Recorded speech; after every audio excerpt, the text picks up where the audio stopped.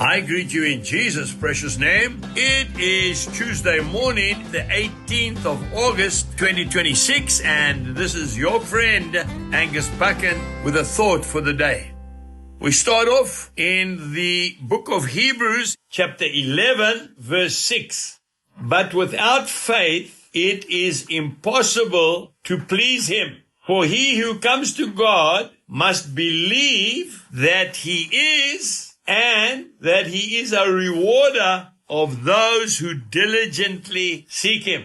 In other words, without faith, we can't please God. Then we go to Romans 10, verse 17.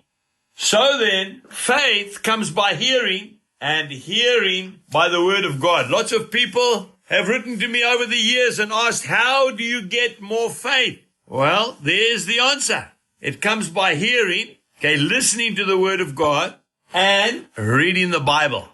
You know, John Wesley tells a story that took place in 1735. He boarded a ship for the USA, but on board were a lot of English passengers and Moravian people going to America. Moravians from the early church that was started in Germany.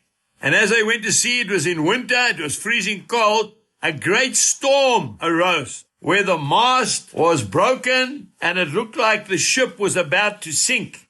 Now remember, John Wesley was a theologian. He had a Master of Arts degree in theology. He thought he was a man of faith. He thought he was a Christian. But listen to the story. The storm got so violent that the English passengers aboard were panicking and screaming. Then Wesley looked up on board and he saw the group of Moravians quietly, calmly singing hymns to God as the sea washed across the top of the ship. And then he realized that he was not saved and that he did not really know God. It changed his life. I'm talking about faith being a practical thing.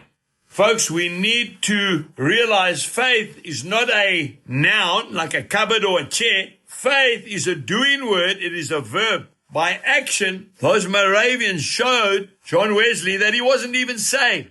But afterwards, in a little Bible study in Aldersgate in London, he went to a Bible study and he sat there quietly and he said a strange warmth came over his heart. Scales fell from his eyes and he believes at that moment he was born again.